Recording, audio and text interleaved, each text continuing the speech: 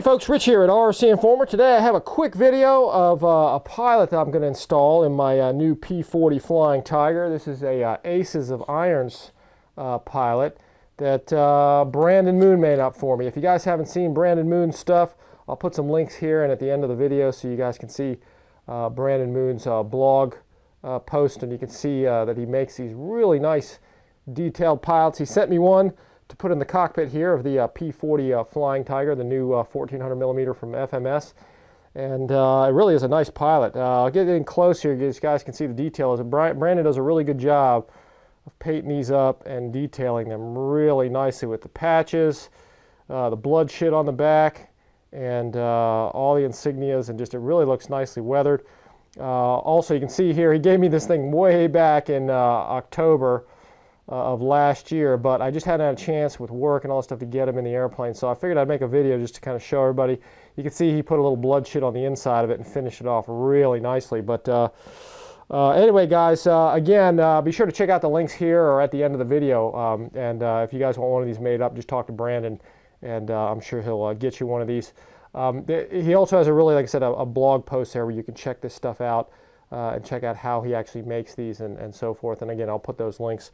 Anyway, what I'm going to do is put him in the P40 Flying Tiger. We're going to get the canopy off, and we're going to re-glue it back in place with some foam tack here. So let's get on with the installation. The first thing you got to do is get the old pilot out. There's different ways to do this depending on the type of canopy here that you have. You can see this pilot from FMS is actually screwed in with 2 screws so he doesn't fall out and spin around, which is really nice. But most of the time getting into these is really just as simple as prying the canopy off. It depends on how much glue they put on. This is one of those cases where you're hoping they didn't put quite so much glue on there, and in this case it looks like it's really just tack glued in place, which is just fine. And you can see very carefully, if you just pry this away, that's the beauty of contact cement on foam, is that it pries off real nicely, and you can just glue it all right back down really just as nice. So anyway, very, very carefully, you go and you just pry this thing off, and you're pretty much, once you get this thing off of there, you're pretty much ready to just take the old pilot out and put the new one back in. You can see here, once you loosen the screws on the bottom, you can pretty much just sort of pry the pilot away. Again, he's contact cemented in place as well.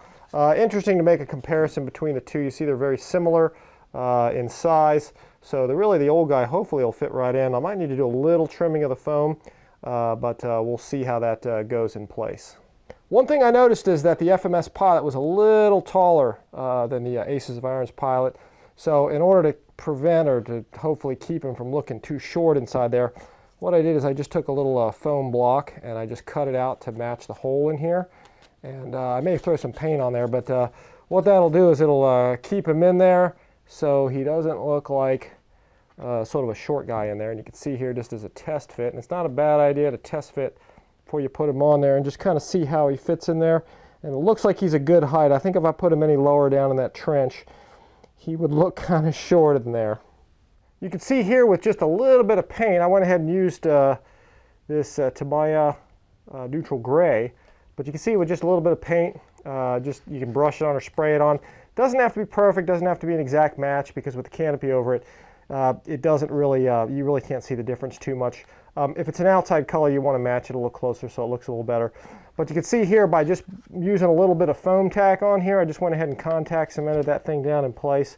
You can see that he'll fit right in there nicely, and he won't look like a little short guy in there. So now all we have to do is just put a little bit of foam tack around the edge here and get this guy back in place. The best way to do this with foam tack is really just put a little bit on all the way around this thing.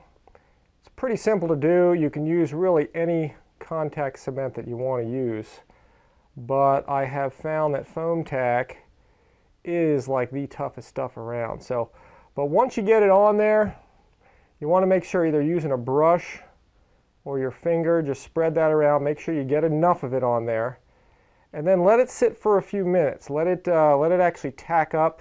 Let it get really sticky, and then you go ahead and you put it in position. Now once you've let it sit, it's time to go ahead and put this guy in, and really all you need to do is just put him right down where you want it. I'm doing this on camera, which is a little tougher to do than normal, so just kind of make sure you get him in the position that you want him. And then once you have him down there, you want to lift him back up again. And what happens is it forms all of these fibers, these threads down there. You put it back down again, and then you pull it away again. You do that really just a couple of times. And what that does is it actually gets the thing all tacky and sticky and gooey. And then you can even pull it apart and let this set, let it tack up a little more before you finally put it in position. Once you've allowed the contact cement to get sticky and kind of set up, now it's time to just finally install it. You can still move it a little after you put it on, but just like its name is, it's called contact cement. So once you make contact, it pretty much bonds once you've been letting it sit for a little while. So I'll go ahead and put this guy right down in there and push him in place, and he'll pretty much be tacked in, and you won't really need to do anything else with him. Just kind of let it sit there and let it dry for a little while. All right, guys, you can see once you give this guy a little bit of time to dry, he is not going anywhere. If you use the method that I just showed you, put some foam tack on there, and then put it on, take it off, put it on, take it off a few times, and then give it a few minutes to dry, and then you contact it in position just like you saw, and he is pretty much there to stay. That's why I use foam tack. It's pretty much the best stuff around. Real tough. Anyway, next step, guys, is really just to get your canopy back on. And what you're going to do is just put some contact cement all the way around here. It's not a bad idea actually to follow the white area where the paint was taken off, because that's pretty much a lot of the area that's gonna bind this all together. So put some contact cement on and just use your finger or use a paintbrush just to sort of spread it around, and we'll go ahead and we'll get the canopy back in position. You can see here I put a little bit of contact cement all the way around here, just rubbed it with my finger, and I actually stuck the canopy on one time and then just took it off. You don't want to take it on and off and on and off like you did with the Pilot too much, because it can make too many strings. You got to kind of be careful, and you can get that all over your clear canopy. So once or twice is really about all you need, and you can see here I'm going to go ahead and just sort of fit this back in position. It's kind of tough to do this on camera, but I'll do my best with it and see if I can get this in place. Being careful not to get anything too stringy, but that's really about all you have to do to get the canopy back on. If you need to tack it up a little bit, just peel it away a little bit like this, and then put it back on, and do that sort of all the way around. And that way you'll be able to sort of tack it in position and get it all tacky, maybe even hold it up for just a little bit. But don't pull it all the way off, because again, you can get those strings and so forth all over the canopy. All right, guys, that pretty much concludes this video. You can see here I got this guy nicely in place. Foam tack's holding him in position, and really he adds quite a stellar look to the airplane. Definitely much nicer than the old standard guy. However, it's probably not a bad idea to hang on to him.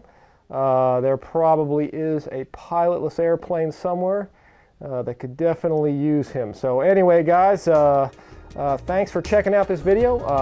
Check out brandonmoon1@hotmail.com. I'll try to put all the links here again at the end. And if you guys need a really special pilot, somebody painted up real nicely, talk to Brandon about it, because he makes some of the nicest ones around. Anyway, guys, thanks for checking out RC Informer, and as always, we'll see you next time.